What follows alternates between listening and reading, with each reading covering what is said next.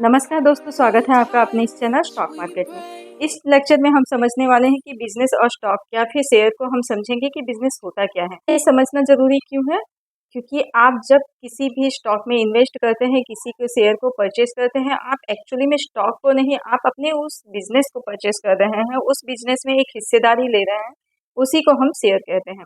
हमें बिजनेस की नॉलेज होना जरूरी है। आप देखिएगा कि जितने भी बड़े बड़े इन्वेस्टर हैं उनको बिजनेस की जानकारी बहुत अच्छे से होती है। इसी कारण एक बिजनेस की जानकारी होना बहुत ही ज़रूरी है। यहाँ पे मैं एक छोटे से एग्जांपल से शुरू करने की कोशिश करूंगी। कैलकुलेशन वाली चीज़ें होंगी। यही मैं पर्टिकुलर लेक्चर में आपको सब चीज़ें बताऊंगी जो आपको अच्छे से समझ में आ जाएंगी। फिर आने वाले लेक्चर में किस तरीके से चीज़ें आपस में कनेक्ट होंगी और आपको किसी भी कंपनी का फ्यूचर वो दिखा देंगे। तो चलिए आज का लेक्चर स्टार्ट करते हैं। Let us talk about a simple business, एक छोटा सा बिजनेस। जैसे कि मान लीजिए शायद एक कोल्ड ड्रिंक का प्लांट हो सकता है, एक कोल्ड ड्रिंक का प्लांट हो या चिप्स का प्लांट हो या फिर कोई भी सॉफ्टवेयर की एक छोटी सी कंपनी हो, वही आपको लगानी है। कुछ भी मतलब एक बिजनेस आपको करना है। मैंने एक एग्जांपल के तौर पर एक मैन्युफैक्चरिंग बिजनेस ले लिया है। मैन्युफैक्चरिंग बिजनेस को स्टार्ट करने में मुझे लगने वाले हैं 4 लाख रुपए। इसका कैलकुलेशन कुछ इस तरीके से है। आपका जो 50,000 रुपये है वो आपको जिस जगह पे आपको मैन्युफैक्चरिंग प्लांट लगाना है उस जगह का रेंट हो सकता है या फिर लीज हो सकता है। आपको मशीनरी लगानी है, मशीन का कॉस्ट सबसे ज़्यादा होता है, यूजुअली वह 2.5 लाख के करीब हो सकता है। तीसरी चीज़ जो है वो आपका खुद का personal cash to run the business होता है, जैसे कि रेगुलरली लोगों को सैलरी देना, मेंटेनेंस करना, इलेक्ट्रिसिटी बिल देना, फ़ोन बिल देना, ये सब भी देखना, आपको एम्प्लॉयज़ को हैंडल करना, लॉजिस्टिक हैंडल करना, डे टू डे ऑपरेशन करना। तो ये cash liquidity in hand, liquidity money in hand होना चाहिए। वो कैश है आपके पास, let us suppose 1 lakh rupees for your day to day operations. Day to day operation जैसे कि डेली के ज़रूरत के हिसाब से हमें 4 लाख रुपए की ज़रूरत है। अब हम क्या करेंगे, एक सिंपल बैलेंस शीट के बारे में बात करेंगे। बैलेंस शीट सिंपल वे में मैं बात कर रही हूँ कि बैलेंस शीट क्या होता है। एक तरफ बैलेंस शीट में हम लोग लिखते हैं कि हमारा एसेट क्या है, और दूसरी तरफ हम लोग देखते हैं कि हमारा जो इक्विटी है वो कितनी है। इक्विटी का मतलब क्या होता है कि आप ये कह सकते हैं कि ऑनरशिप। अगर मैं इसको थोड़ा सा सिंपल करने की कोशिश करूंगी तब आपको ज़्यादा समझ में आ जाएगा। जैसे एक बैलेंस शीट है, बहुत ही सिंपल तरीके से मैं बताना चाहूँगी कि लेफ्ट साइड हैंड मैंने आपको लिखा है 50,000 है। हमें 2.5 लाख रुपए मशीन के लिए चाहिए एंड 1 लाख रुपीज़ कैश। तो जो ये आपके अपने पैसे हैं, इस पर्टिकुलर बिजनेस के ऑनर्स की इक्विटी है। ऑनर की जो खुद की ऑनरशिप है वो हम कहेंगे 4 लाख रुपीज़ है, क्योंकि कहीं से आपने और पैसे लिए नहीं है। मैं फिर से इसी तरीके का एक सिंपल बैलेंस शीट बना रही हूँ। लेफ्ट साइड में हमारी जरूरतें लिखेंगे, वही सेम जरूरतें, 50,000 for the rent, 2.5 lakh for the machinery and 1 lakh for the cash. What happen, it is you thought, आपने सोचा कि मुझे चाहिए था 4 लाख रुपीज़, तो 4 लाख तो चाहिए, लेकिन आपके पास सपोज दैट आपने तो जुगाड़ किए थे अपने पैसे, आपके जो पर्सनल एसेट्स थे खुद के, अपने पैसे हम कह सकते हैं। तो जो आपके पर्सनल एसेट्स थे वह मिलाकर उसकी वैल्यू हुई थी 3 लाख रुपीज़। मतलब आपका जो बिजनेस है वो 3 लाख ही इन्वेस्ट कर पाएंगे, लेकिन आपको चाहिए तो अभी भी 4 lakh rupees to the run of the business. तो ऐसे में क्या होगा, ऐसे में हम कहीं से बोरो करेंगे।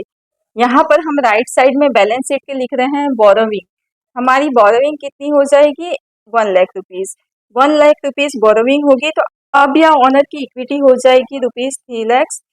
It would also mean that you are owning 80% of the business. जैसे अगर आप कैलकुलेट करके देखेंगे तो ये टोटल 4 lakhs में 3 lakhs आपने दिए हैं, 1 लाख कहीं और से जुगाड़ हुआ है, आपने कहीं से बोरो किया है। तो हम इसमें कहेंगे 80% of the business is owned by you. Equity किसी बिजनेस की होती है, उसकी ऑनरशिप की होती है। बोरोइंग अगर हटा के, तो यहाँ पर अब हम एक टर्म डिफाइन करना चाह रहे हैं। That term is my dear friends owner equity. Owner की खुद की इक्विटी, ऑनर की इक्विटी को हम लोग एक नेट इक्विटी भी कहते हैं। It is also called as a net equity. ये नेट इक्विटी कैसे निकाली जाती है, अगर किसी भी बिजनेस की नेट इक्विटी की बात की जाए तो नेट इक्विटी किसी भी बिजनेस का net equity will be the total asset minus the borrowing.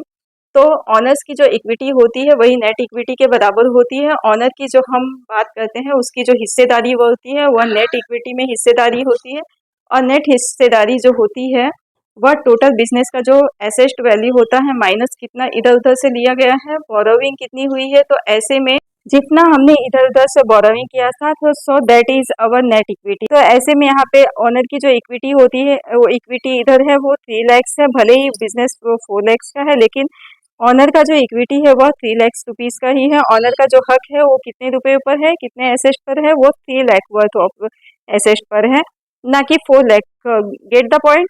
आगे बढ़ते हैं। जिन्होंने भी आपको ये बोरोइंग दी है, जिन्होंने भी आपको ये कुछ ना कुछ हेल्प में दिया है, those borrowing are called liabilities. Liabilities का मतलब क्या होता है? एक जिम्मेदारी। एक तरीके से आप समझ सकते हो, ये जो दूसरे लोग जिन्होंने आपके बिजनेस में इन्वेस्टमेंट किया है, उनका जो हक बनता है, वो उनका जो प्रिंसिपल अमाउंट होता है, उन्होंने उसको डोनेट तो नहीं किया है, इन्होंने इन्वेस्टमेंट किया है, तो उनका जो अपना प्रिंसिपल अमाउंट होता है उसमें वो इंटरेस्ट ले सकते हैं। कल को अगर आप बिजनेस छोड़ के जाते हो तो आपकी जिम्मेदारी बनेगी सबसे पहले उनका प्रिंसिपल अमाउंट के साथ साथ उनको इंटरेस्ट भी देना पड़ेगा, जो बच जाएगा उसको आप लेके जा सकते हो। हमें अगर जो यह सब चीज़ें पता होंगी तो हम किसी भी बिजनेस को समझ पाएंगे। जैसे कि अगर जो हम रिलायंस में के शेयर खरीदना चाहते हैं तो पहले हम लोग देखेंगे कि उनकी जो बोरोइंग है वो कितनी है, ऑनर की खुद की इक्विटी कितनी है।